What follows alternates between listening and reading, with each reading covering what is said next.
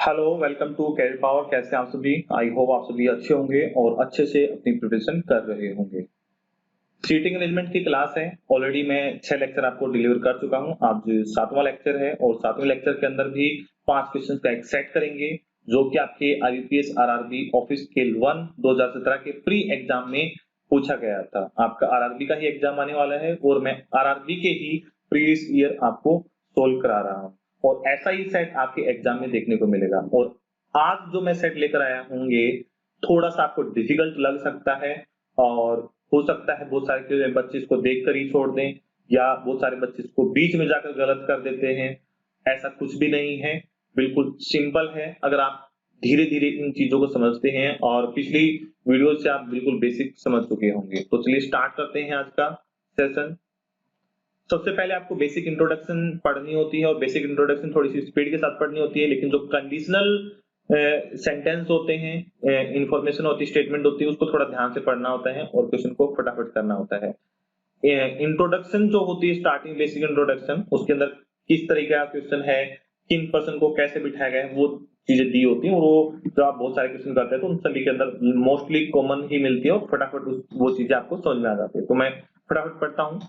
12 people are sitting in two parallel row containing 6 person each। क्या कहा गया है? 12 पर्सन बैठे हुए हैं दो समांतर रेखाओं में और हर एक रेखा के अंदर 6 पर्सन बैठे हुए हैं।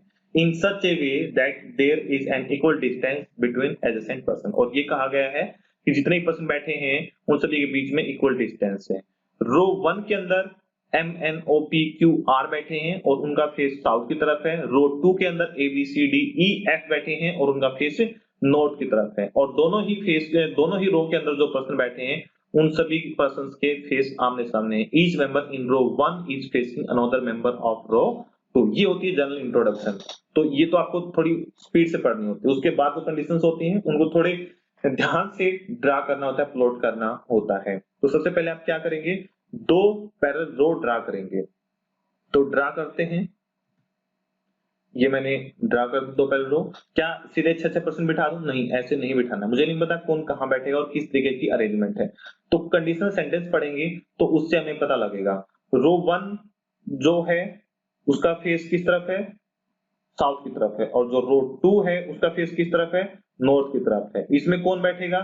इसमें आपके ए बी सी बैठेंगे, ठीक है। और इसमें कौन बैठेगा?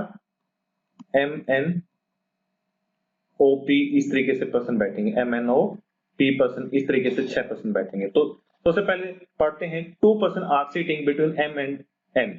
एम और एन कौन सी रो में है? पहली रो में है, जिनका फेस साउथ की तरफ है। उन दोनों के बीच में 2 पर्सन बैठे हैं। तो एम को और एन को जब आप ड्रा करेंगे तो किधर ड्रा करेंगे? जैसे मान लीजिए अब कहां ड्रा करूं इस लाइन पे? मैं यहां पर एक पर्सन को कोई ना कोई तो ड्रा करना पड़ेगा। इसको एम ड्रा कर देता हूं। अब एन जो है, एन की लेफ्ट में 2% छोड़कर आएगा या राइट में 2% छोड़कर आएगा? ठीक है, ये मुझे कंफर्म नहीं है, लेकिन 2 पॉसिबिलिटी बन रही है यहां पर। आप कौन सी पॉसिबिलिटी को लेकर चलेंगे? कोई ना कोई एक पॉसिबिलिटी लेकर चलनी पड़ेगी। एन को लेफ्ट या राइट में बिठाना पड़ेगा और हो सकता है उनमें से जो पॉसिबिलिटी आप लें वो आगे जाकर गलत हो जाए, लेकिन रिस्क को उठाना पड़ेगा। ठीक है, लेकिन दो एक साथ क्वेश्चन करेंगे तो कंफ्यूज हो जाएंगे। तो मैं जो जैसे क्वेश्चन में दिया गया है वैसे ही लेकर चलता हूं। बीच में 2 पर्सन और बिठा देता हूं और फिर मैं एन को बिठाता हूं। ठीक है, ये उल्टे भी हो सकते थे। एन इधर आ सकता था, एम इधर आ सकता था, लेकिन मुझे श्योरिटी नहीं है, लेकिन एक पॉसिबिलिटी लेकर चल रहा हूं। 4 पर्सन बैठ गए और क्या कहा गया था? इनके सामने भी पर्सन बैठे हैं। इनके सामने दूसरी रो के अंदर बैठे हैं जिनका फेस नॉर्थ की तरफ है। ठीक है, अब 4% बैठ चुके हैं, 6% बिठाने हैं, तो कितने पर्सन बचे? 2 पर्सन बचे हैं दोनों लाइन में। तो अब वो जो 2 पर्सन हैं, मान लो फर्स्ट रो के अंदर 2 पर्सन है, वो एन की तरफ आएंगे या एम की तरफ आएंगे ये मुझे कंफर्म नहीं, या दोनों तरफ एक एक पर्सन आएंगे। अब कुछ भी हो सकता है। अब कुछ भी कैसे होगा? अगली स्टेटमेंट पढ़ो, उससे क्लियर हो जाएंगी चीजें। Neither of them is at corner. किसके बारे में कहा गया है? एम और एन के बारे में कहा गया है। दोनों किसी भी अंतिम छोर पर नहीं बैठे, ना ही एम ना ही एन। इसका मतलब क्या हुआ? एटलीस्ट कम से कम एक दोनों के साइडों में आएगा। कम से कम एक तो आएगा। और 6% बैठे हैं तो एक ही आएगा। तो एक एन की साइड में आएगा एक एम की साइड में आएगा, क्योंकि ये दोनों कॉर्नर पर नहीं बैठे हुए हैं। ठीक है, अगर दोनों एक ही साइड डाल दूंगा तो इनमें से कोई एक कॉर्नर पर बैठ जाएगा। तो एक पर्सन मैं यहां पर बिठा दूं, मुझे नहीं पता कौन कहां बैठा है, लेकिन मुझे जगह का जरूर पता चल गया है कि यहां बैठेगा कोई ना कोई जरूर बैठेगा। ठीक है, अब इससे आगे स्टेटमेंट पढ़ते हैं। ठीक है, the one who is facing D is neighbour of N. जो एन का पड़ोसी, एन का लेफ्ट में भी हो सकता है, राइट में भी हो सकता है, इमीडिएट एन का जो पड़ोसी है वो डी को फेस करता है। अब एन एन का एन फॉर नेक्स्ट। ठीक है, एन का जो पड़ोसी है ये दोनों है, और इन दोनों में से कोई एक डी को फेस करता है। डी कहां आएगा? डी यहां पे भी आ सकता है और डी यहां पे भी आ सकता है। कहां लेकर चलूं? मैं अभी फिलहाल दोनों जगह लेकर चलूंगा, और आगे कोई नई कंडीशन आएगी तो ऑटोमेटिकली एक अपने यहाँ पे खत्म हो जाएगा। ठीक है, आगे बढ़ता हूं। O is second to the right of Q. O is second to the right of Q. जो O पर्सन बैठा है वो Q के राइट में सेकंड है। अब Q को मैं किधर बिठाऊं? Q को मैं इधर बिठा सकता हूं, और इसका राइट किधर होगा? आपके लेफ्ट में होगा, O इधर आ जाएगा। या मैं जहां पर O बैठा है यहां पर Q बिठा सकता था। अगर यहां पर Q बिठाऊंगा तो M को हटाकर मुझे O बिठाना पड़ेगा, यानी गलत हो जाएगा। या फिर मैं Q को यहां बिठा दूं, Q को यहां बिठा दूं और O यहां आ जाए, O यहां आ जाए। अब दोनों ही कंडीशन हो सकती है, मुझे नहीं पता। आगे बढ़ता हूं मैं। O is not the neighbor of N. O is not the neighbor of N. अब O है जो N का नेबर बन गया है, अगर मैं पहले वाला O क्यों बिठाता हूं, इसका मतलब पहले वाला गलत बैठ गया है। तो पहले वाले जो पॉसिबिलिटी है उसको हम हटा देंगे, तो जो बाद वाली है वो सही है। ठीक है, आगे बढ़ते हैं। The one who is facing O, तो O को फेस करता है, O को फेस कौन करता है? ये वाला पर्सन फेस करता है। Is second to the left of F। F के लेफ्ट में सेकंड है कौन? ये वाला पर्सन F के लेफ्ट में। तो F मैं इधर बिठाऊंगा तभी तो इसका लेफ्ट में ये सेकंड बनेगा ना, तो मुझे F मिल गया है। चलिए अब इससे आगे बढ़ते हैं, आगे पढ़ते हैं। More than two people sit between C and B। C और B के बीच में दो से ज्यादा पर्सन बैठे। C और B कहां पर बैठेंगे? सेकंड रो के अंदर बैठेंगे। अब C और B कहां बिठा दूं? यहां एक साथ बिठा सकता हूं क्या? एक साथ तो नहीं बिठा सकता, कम ज्यादा दो से ज्यादा पर्सन बिठाने हैं। क्या मैं C को इधर बिठा दूं, B को इधर बिठा दूं? तो भाई दो ही पर्सन बैठे इन दोनों के बीच में, दो से ज्यादा बिठाने हैं। एटलीस्ट तीन तो होने ही चाहिए, दो से ज्यादा तो मतलब यही हुआ ना।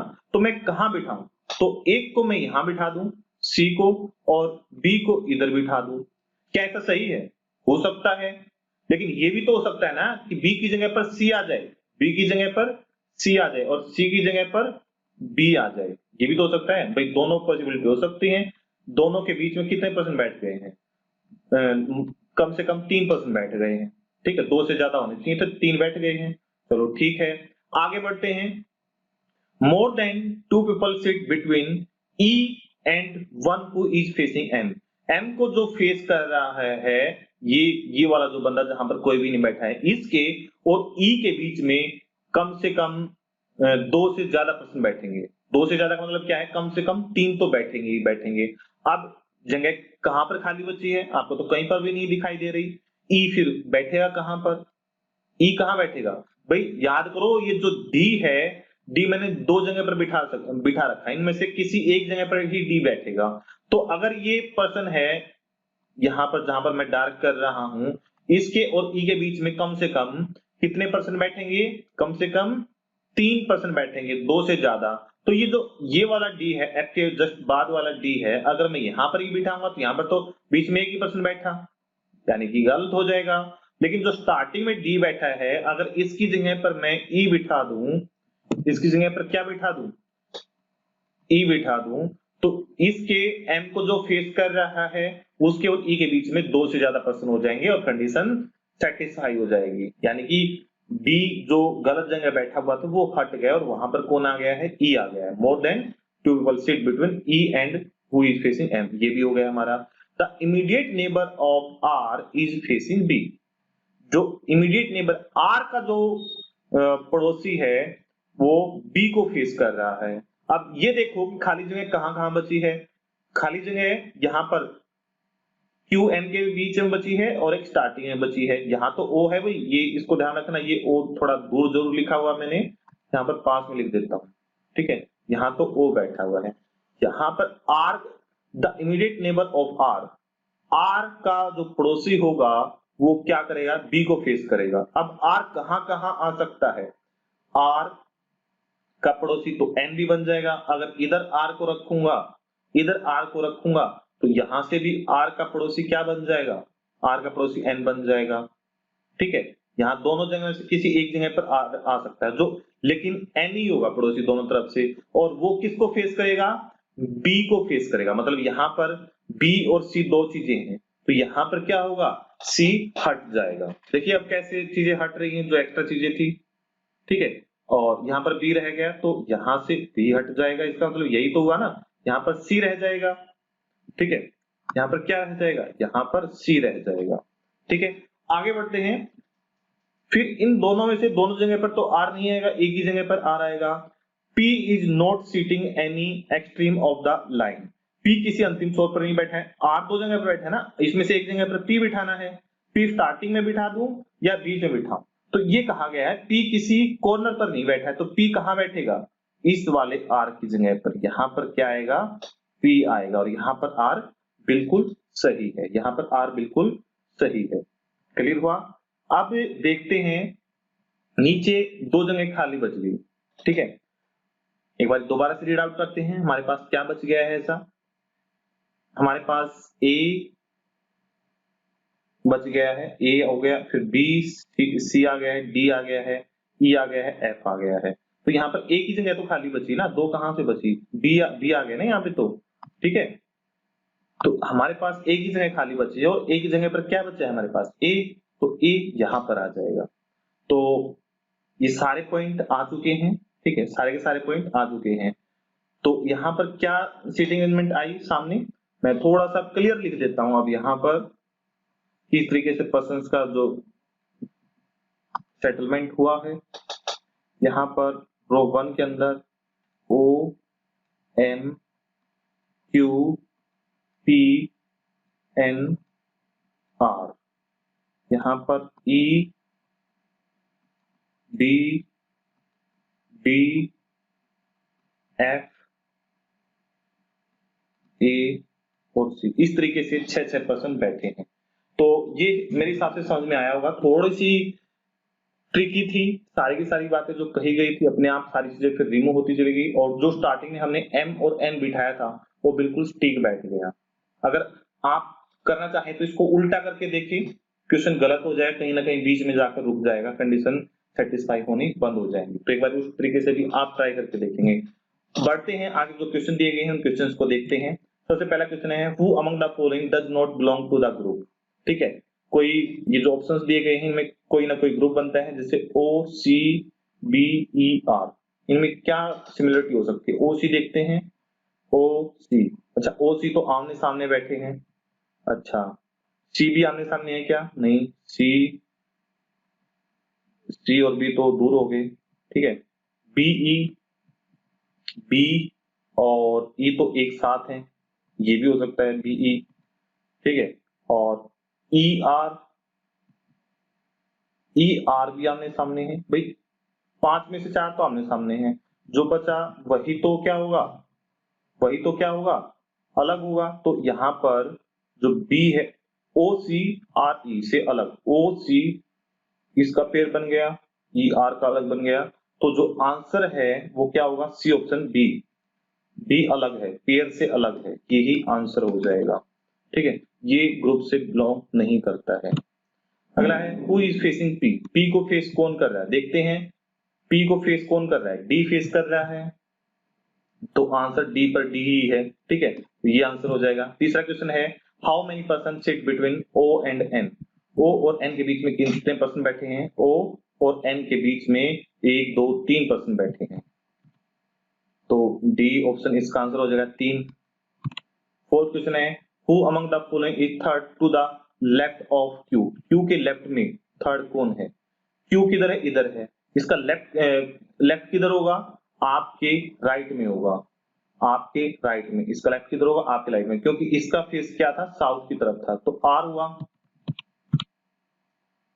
थर्ड कौन है, आर, तो ऑप्शन बी, ठीक है, ये आंसर हो जाएगा। लास्ट क्वेश्चन आज का, which of the following pair is facing each other, QD face करता है क्या, क्यूडीबीपी देखते हैं, क्यू एफ है, बीपी डी डी है, दोनों ही गलत हैं, पहले तो दोनों ही गलत हैं, ए एम सी एन,